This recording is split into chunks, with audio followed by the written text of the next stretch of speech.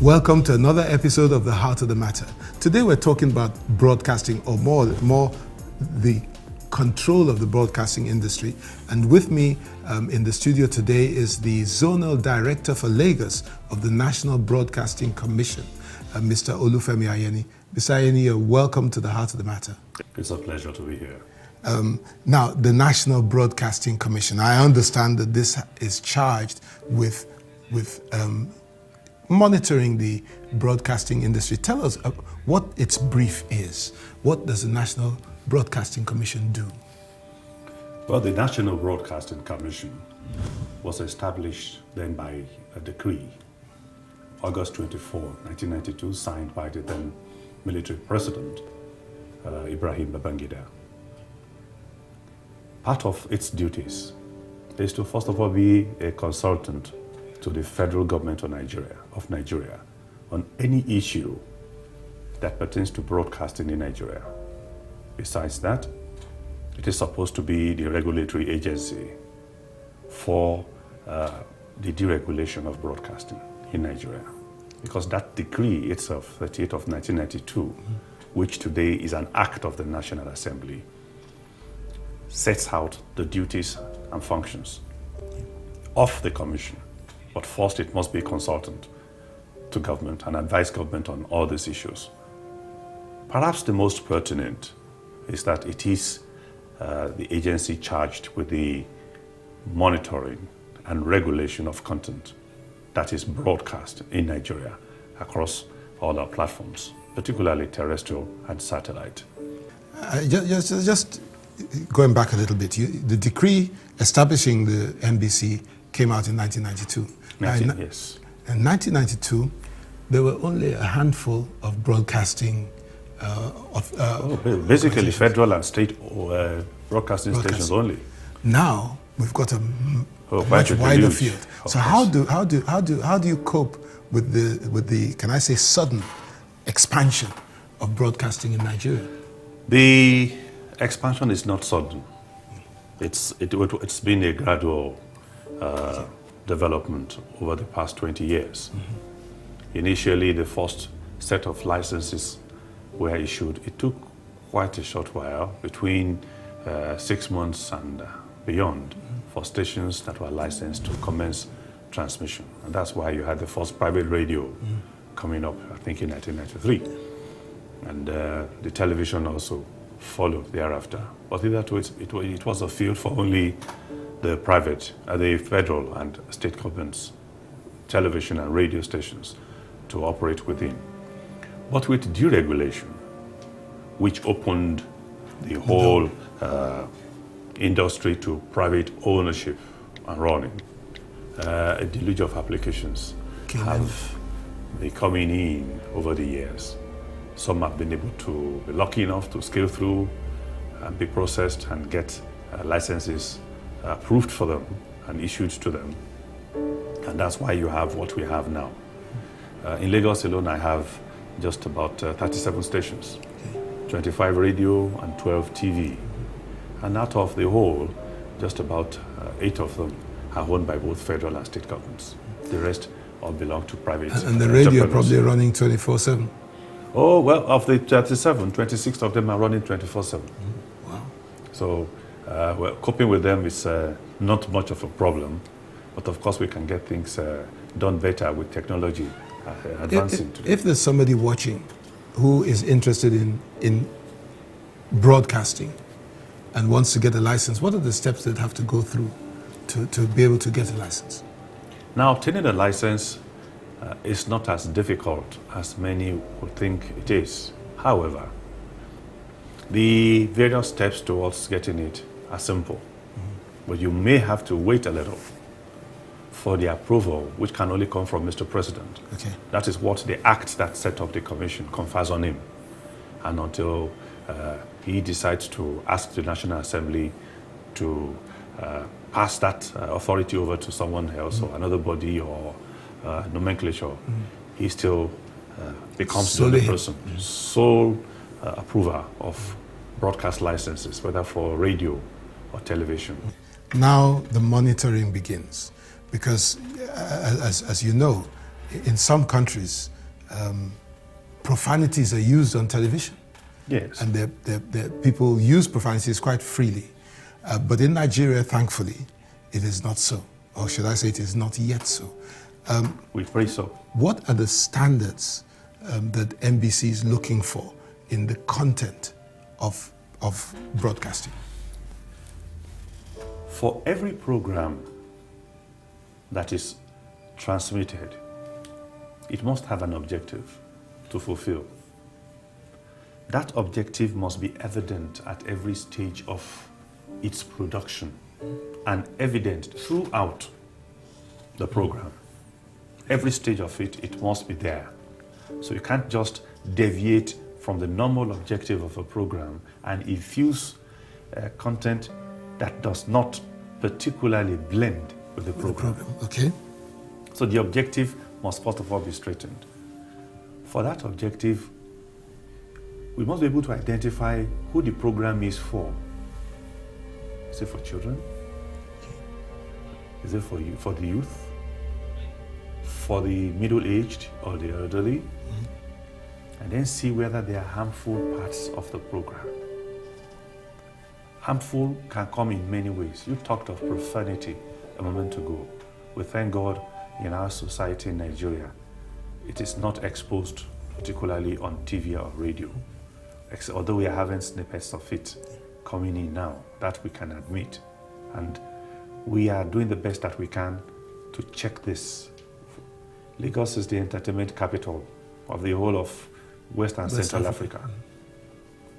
At least authoritatively we can say that. And a lot of things happen. But a lot of foreign influences, foreign input are infused into our programs, one way or the other. Because why? We depend so much on foreign technology for everything. And our producers today watch so many things on foreign media, so much so that by their judgment, or by the judgment of a producer, he believes, oh, that is good enough for us to put on air.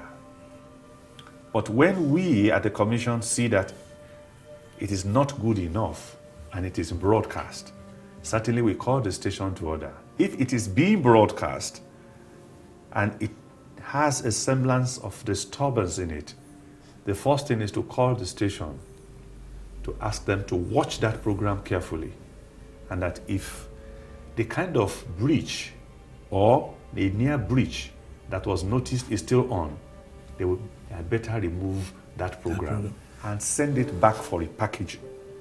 I remember an occasion when, and I don't want to mention any names, one of the South African satellite stations had this program where contestants in a reality TV show were bathing naked and the cameras were on them, and I think the NBC stepped in and said, none of that.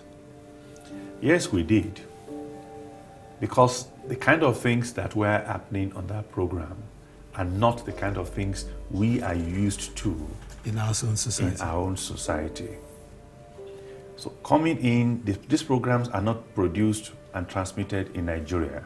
They are being transmitted through satellite into Nigeria because we allowed the opportunity for that and other programs. But once we discover something undesirable, we ask them to either take it off or to blank off the Nigerian footprint on that program. The responsibility of monitoring is that the public has imposed on the Commission the duty of being its eyes and its ears. And we try the best that we can as possible to ensure that that is done to the best of our ability. We cannot say 100% we have crossed the Rubicon. But we know from time to time, when this manifests on the stations, we quickly ensure that that is taken care of before it becomes the norm. Well, still on the subject of content, we still want to talk about content because there are other things that the viewers would want to know how you monitor, but we're going to take a quick break. Viewers, stay tuned to The Heart of the Matter. We'll be back in a moment.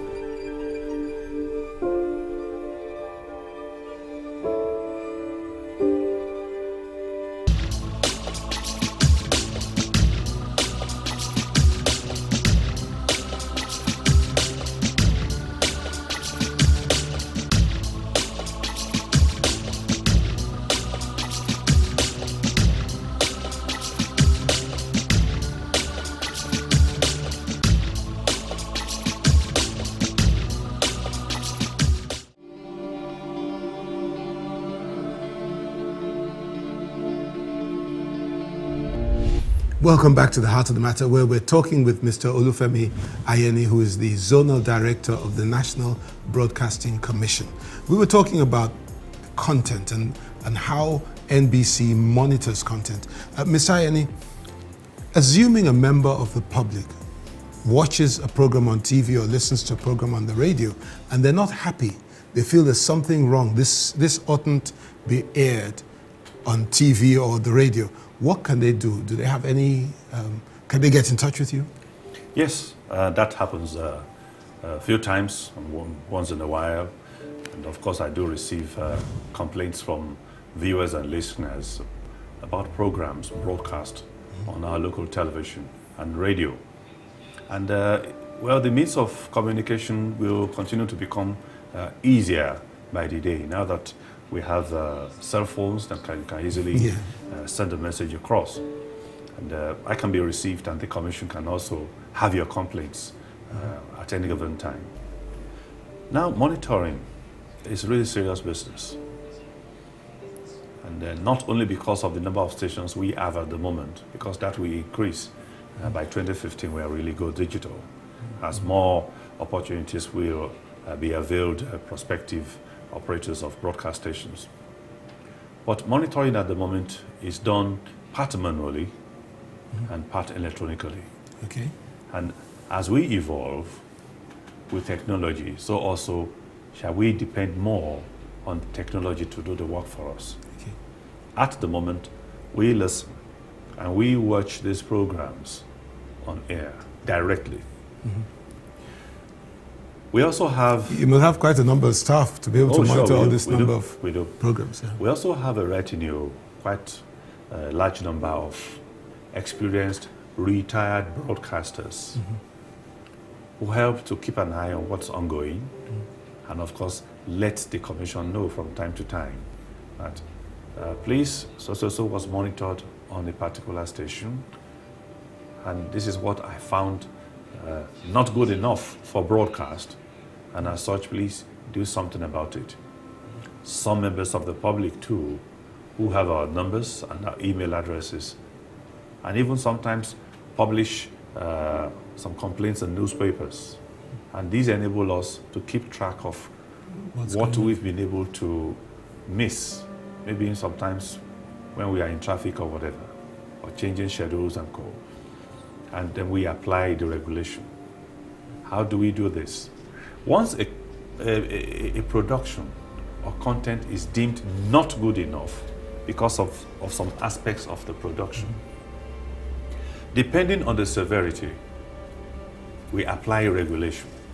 If it is mild, we call the station's management to quickly do something about it. So the sanctions procedure in the code commences with an admonition, then goes into a caution. A caution, after that a reprimand, then a warning, after a warning, a final warning, and that takes quite some time. Okay. So for any station that is worth its salt, it will make amends between admonition and the reprimand, because there's a caution in between. But a station that wants to be recalcitrant or cannot find its level or its feet properly runs into trouble with the Commission if it allows it to go, because sometimes we may have to give a deadline. Particularly, my zonal office can ask you to remove that program outrightly. In another case, you may be asked to withdraw the program and send it back for repackaging. If that program returns to the airwaves with these breaches, I won't need to warn you a second time. Because any of these steps can lead to the imposition of a penalty. And penalties can be either light,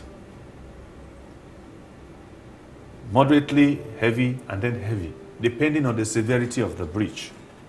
But most of the time, the penalty can be either a Class C or a Class B, but not usually. Stations will go for a Class A. For instance, Some 3 years back, the Commission requested all broadcasting stations, particularly television, to ensure that the only time the family as a whole, daddy, mommy, and the children are together as a unit are between the hours of 7 and 10 p.m. So the Commission insisted that any program that must go on air must be locally produced program, local content by Nigerians. Because the fine for breaching that directive is 500,000 per breach, no station till today has breached that directive. Now, what is the reason for insisting that it be local content? Thank you. We have an army of young men and women who are budding talents in this business of creating programs. A lot of them went to drama schools, schools of mass communication, and all schools of artistic expression. That's one. So you're creating jobs for them. Two, a lot of them are becoming professionals at handling cameras, lighting, sound, and even editing with all types of equipment. Where will they find jobs?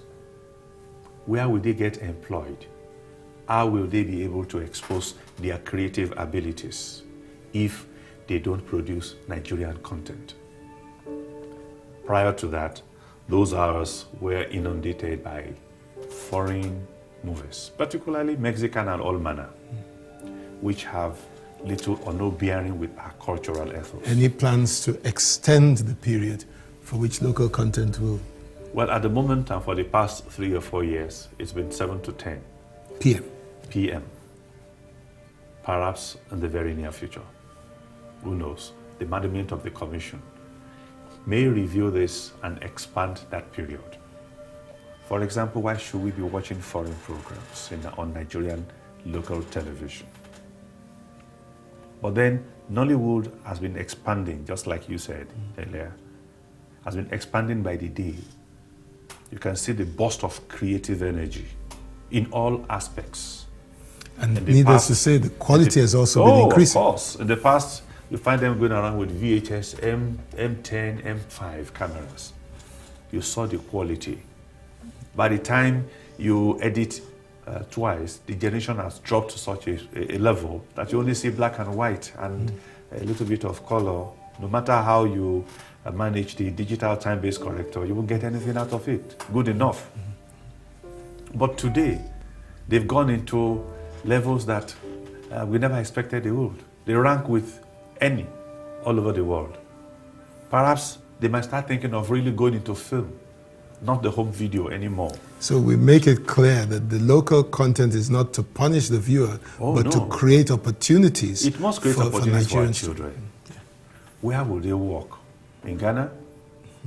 In Sierra Leone or Liberia? All the other countries bordering Nigeria are French-speaking countries. Or do you want to export that to Europe? They have quite a lot over there. And they wouldn't do well. They can go and learn a little bit more, but let them come back home. There's so much within Nigeria. Talent. We are so blessed. We're mightily blessed. Now, you talked about digitization a moment ago. How would digitization, what is digitization for the sake of our viewers, and how would digitization enhance broadcasting in Nigeria? Digitization is a movement from what was to what is and what will be in the future. Since the inception of television in Africa and all over the world, we've been transmitting on analog. Yes. Analog had restricted us to channels 3 to 12, 21 to 69, and all that. It had its demerits. It is more of an engineering problem, and of course of more benefit to telecommunications than broadcasting, but broadcasting is also a beneficiary and a major one. What digitization for broadcasting brings about is to create and produce better quality productions. Clearer pictures, better sound, and of course, added value services. The opportunity to use your television to choose your programs, TV guides and whatever. You can do teleshopping. Maybe some of what DSTV2 where you can record. You can do so many things. You can call back a program and whatever. Now, going to another area, one of my beefs is that I feel, because I'm now 61 years old, I've seen a Nigeria that was distinctively different from the Nigeria we have today. I've seen our value system so terribly eroded.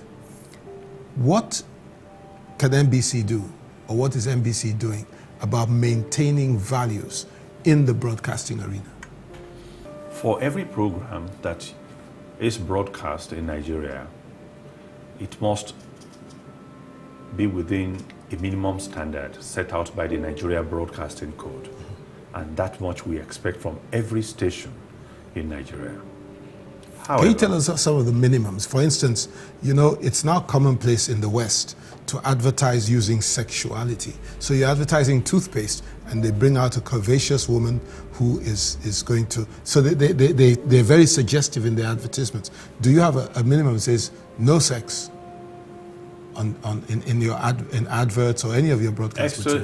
Sexually explicit or sexually suggestive parts of a broadcast is not allowed. Okay. So also pornography of whatever kind. However, some advertisements are made particularly to suit a purpose and send a message and set a tone. And that is where we work together with other agencies to ensure that this does not continue. There are some advertisements that are of an international nature, but must be passed by the regulatory agency. That's the Advertising Practitioners Council. Okay.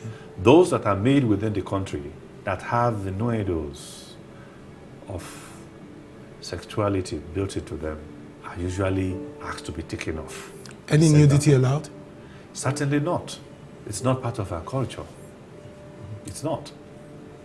However, we are gradually having the gradually growing but disturbing trend over the past few years of having some amount of near nudity on musical videos being put on our various channels. Some just to test the waters and some deliberately just to pass. And for that, we hold the stations responsible. The broadcaster is responsible for the content and scheduling of any content it broadcasts.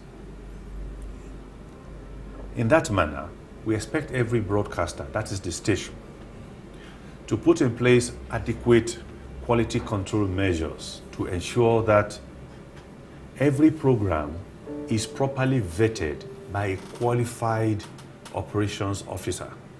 But where they have unqualified staff being put in place, or somebody negates his responsibility, then NBC will hold the station accountable for whatever is put on air, just like any other program. Okay. Now, unfortunately, we have a limited amount of time, but there's a subject that I think the viewers would like to hear a bit about, and that is, how can NBC ensure that broadcasters create a level field for politics or political parties? The rules are very clear. The National Broadcasting Code has already stated what the rules must be for stations to comply. Regulations from the Independent National Electoral Commission are also there to be complied with.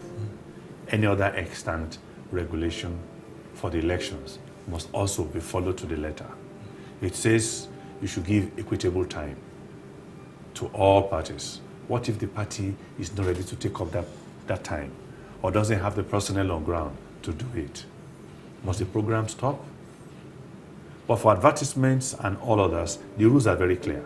And if you cross the Rubicon, you put in a campaign material when you are not supposed to be, it's very clear you pay the price for that.